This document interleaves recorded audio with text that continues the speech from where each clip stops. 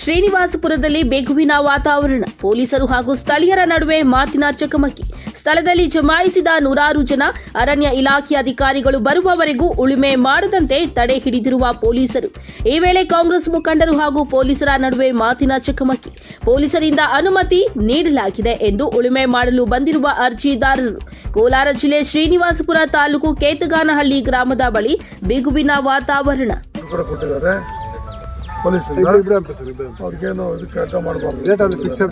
ಮುಂದೆ ಕೋರ್ಟಲ್ಲಿ ನಡೆದು ಕೋರ್ಟ್ ವಿಚಾರಣೆ ಆಗಿ ಇದು ಇಲ್ಲಪ್ಪ ಅದು ಕಾಡಿಗೆ ಅಂತ ಆದಾಗ ಆವಾಗ ಅವ್ರು ಬರೋದು ಅಪರಾಧ ಆಗ್ತದೆ.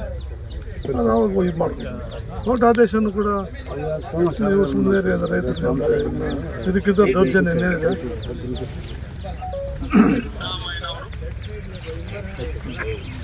ಕೋರ್ಟ್ ಹೇಳ್ದಂಗೆ ಕೂಡಲೇ ನಾವೇನು ಫಾರೆಸ್ಟ್ ಅರಣ್ಯ ಇಲಾಖೆ ವಿರೋಧ ಅಂತಲ್ಲ, ಅದು ಸ್ನೇಹಭಾವಿ ಸಂಬಂಧ ಇರ್ತಕ್ಕಂಥ ಇಲಾಖೆನೇ. ಕೋರ್ಟ್ ಆದೇಶ ಕೊಟ್ಟಿದೆಯಲ್ಲ, ಅದುವರೆಗೂ ಇವ್ರು ಮಾಡ್ಕೋಬೋದು ಅಂತ.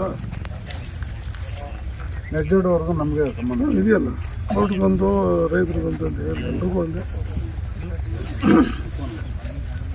ಬೇಕಾಗಿಲ್ಲ. ಪೊಲೀಸ್ ಇಲಾಖೆನೂ ಮಾಡಬಾರ್ದು, ಅರಣ್ಯ ಇಲಾಖೆನೂ ಮಾಡಬಾರ್ದು, ರೈತರು ಮಾಡಬಾರ್ದು, ಯಾರೂ ಮಾಡಬಾರ್ದು. ಸ್ಪಷ್ಟವಾಗಿ ಹೈಕೋರ್ಟ್ ನಿರ್ದೇಶನ ಕೊಟ್ಟಿದೆ. ಪೊಲೀಸ್ ಇಲಾಖೆಯಿಂದ ಈ ಗ್ರಾಮದ ಇವ್ರಿಗೆ ಏನು ಆದೇಶ ಆಗಿದೆಯೋ ರೈತರಿಗೆ, ಪೊಲೀಸ್ ಇಲಾಖೆಯವರು ಕೂಡ 11 ಜನಕ್ಕೂ ಎಂಡಾರ್ಸ್ಮೆಂಟು ಕೊಟ್ಟಿದ್ದಾರೆ. ನೀವು ಕೆಲಸ ಮಾಡ್ಕೋಬೋದು. ಅರಣ್ಯ ಇಲಾಖೆ ಕೂಡ ನಾವು ಕೊಟ್ಟಿದ್ದೇವೆ, ಇದನ್ನು ನೀವು ಇಂಟರ್ಫಿಯರ್ ಆಗಬಾರ್ದು, ಅವ್ರು ಇರಬೇಕು ಅನ್ನೋದನ್ನು ಇವರು ಕೊಟ್ಟಿದ್ದಾರೆ. ಇದನ್ನು ಅದು ನಿಮ್ಗೆ ಪ್ರತಿ ಕೊಡ್ತೇವೆ. ನಾವು ಕೇಳ್ತಾ ಇರ್ತಕ್ಕಂಥದ್ದು ಕೋರ್ಟ್ಗೆ ಬೆಲೆ ಕೊಡಿ ಅಂತ ಪ್ರತಿಯೊಬ್ಬರು ನಾವು ಕೇಳ್ತಾ ಇರೋದಷ್ಟೇ. ಕೋರ್ಟ್ ಇಲ್ಲ ನಾಳೆ ಆದೇಶ ಮಾಡಿದೆಲ್ಲ ಅರಣ್ಯ ರೈತರು ಯಾರು ಹೋಗಬಾರ್ದು ಅಂದರೆ ಆವಾಗ ಬಂದರೆ ನಾವು ಕೂಡ ಕೋರ್ಟ್ ಧಿಕ್ಕಾರ ಆಗ್ತದೆ, ಕಾನೂನು ವಿರೋಧ ಆಗ್ತದೆ. ನಾವು ಕಾನೂನು ಪರವಾಗಿ ಕೇಳ್ತಾ ಇದ್ದೀವಿ, ಕೋರ್ಟ್ಗೆ ಬೆಲೆ ಕೊಡ್ತಾ ಇದ್ದೀವಿ, ಇಷ್ಟೆಲ್ಲ ಮಾಡ್ತಾ ಇದ್ದೀವಿ. ಸುಮ್ಮನೆ ಇದನ್ನ ನಿಲ್ಲಿಸಿದೆ.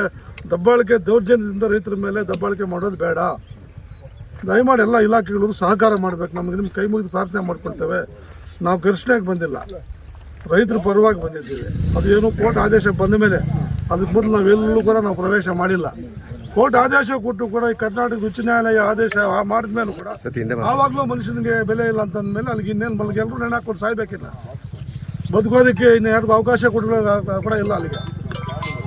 ಅರಣ್ಯ ಇಲಾಖೆ ಅಂದರೆ ಏನು ದೇವಲೋಕದಿಂದ ಇಳಿದು ಬಂದಿದೆಯಾ? ಅವ್ರೇನು ಚಕ್ರಾಧಿಪತಿಗಳ, ಗ್ರಹಾಂತರ ವಾಸಿಗಳ? ಅವ್ರೇನಾದ್ರು ಯಾಕೆ ಹೆಂಗೆ ಮಾಡ್ತಾರೆ? ತಗೊಂಬರ್ಲಿ ಅವರು ಕೋರ್ಟಿಂದ.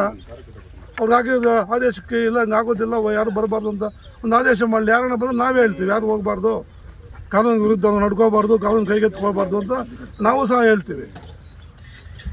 ನಾವು ಪೊಲೀಸ್ ಇಲಾಖೆಗಾಗಲಿ ಕೋರ್ಟ್ಗಾಗಲಿ ಗೌರವ ಕೊಟ್ಟು ಅವ್ರು ಹೇಳ್ದಂಗೆ ನಡ್ಕೊಂಡು ಹೋಗಿರ್ತಕ್ಕಂಥವ್ರು. ಮೊದಲಿಂದಾನು ಯಾವುದಕ್ಕೂ ನಾವು ಆ ಥರ ಘರ್ಷಣೆಗೆ ಹೋಗಿರೋರಲ್ಲ. ನಮ್ಗೆ ಅವಶ್ಯಕತೆನೇ ಇಲ್ಲ. ಇಲಾಖೆಗೂ ನಮಗೂ ಸಂಬಂಧ ಚೆನ್ನಾಗಿರಬೇಕು. ದಯಮಾಡಿ ಅವರು ಕೂಡ ನಮ್ಮ ಇದನ್ನು ಅರ್ಥ ಮಾಡ್ಕೋಬೇಕು, ಸಹಕರಿಸ್ಬೇಕು. ಈಗ ಪ್ರೊಫೆಸರ್ ನೀವೇ ಇದ್ದೀರಾ, ನಮ್ಮ ದೌರ್ಜನ್ಯ ಅವ್ರ ದೌರ್ಜನ್ಯ ತಾವೇ ನೋಡಬೇಕು. ಯಾಕಂದರೆ ಇಲ್ಲಿ 25 ವರ್ಷ ಮಾವನಹಳ್ಳಿತ್ತು. ಇವತ್ತೆಲ್ಲ ರೈತರು ಬೀದಿಗೆ ಬಂದಿದ್ದಾರೆ. ಅವ್ರ ಜೀವನ ನಡ್ಕೊಂಡು ಹೋಗ್ತಾಯಿದ್ರು. ವರ್ಷಕ್ಕೆ ಒಂದ್ಸರಿ ಬಸ್ಸಲ್ಲಿ ಜೀವನ ಮಾಡ್ತಾಯಿದ್ರು. ಇಲ್ಲಿ ಮದುವೆನೋ ಏನೋ ಒಂದು ಮನೆ ಕಟ್ಕೊಡೋದು ಏನೋ ಮಾಡ್ಕೊತಾಯಿದ್ರು. ಆದರೆ ಇವತ್ತು ಫಾರೆಸ್ಟ್ರು ಮಾಡಿರೋ ದೌರ್ಜನ್ಯಕ್ಕೆ ರೈತರು ಬೀದಿಗೆ ಬಂದಿದ್ದಾರೆ. ಇವತ್ತು ತಿನ್ನಕ್ಕೆ ಗತಿ ಇಲ್ಲ, ರೋಡಲ್ಲಿ ಕೂತ್ಕೊಂಡಿದ್ದಾರೆ. ಅಂಥ ಟೈಮಲ್ಲಿ ಬಂದು ಈಗೂ ಬಂದು ಕೋರ್ಟ್ ಆದೇಶ ಆದ್ರೂ ಈ ತೊಂದರೆ ಕೊಡೋದು ಯಾವ ಫಾರೆಸ್ಟರ್ ಆಗ್ಬೋದು, ನಮ್ಮ ಪೊಲೀಸ್ ಇಲಾಖೆ ಆಗ್ಬೋದು, ನಾವೇನು ಕಾನೂನು ಕೈಗೆತ್ಕೊಂಡಿದ್ದೀವ ನೋಡ್ರಿ. ದಾಖಲೆ ನಮಗಿದ್ರೆ ನಮ್ಮ ಸಹಾಯ ಮಾಡಿ, ಅವ್ರಿಗೆ ಅವ್ರು ಮಾಡಿ. ನಾವಂತೂ ಬಿಡೋದಿಲ್ಲ. ಇಲ್ಲಿ ಉಳ್ಳೋದೇ ತಾವು ಕಾನೂನು ಪ್ರಕಾರ ನಾವು ಯಾವುದು ನಡ್ಕೊಂಡಿದ್ದಿಲ್ಲ. ನಡ್ಕೊಂಡ್ರೆ ತಾವು ಕಾನೂನು ಪ್ರಕಾರ ಮಾಡ್ಬೋದು.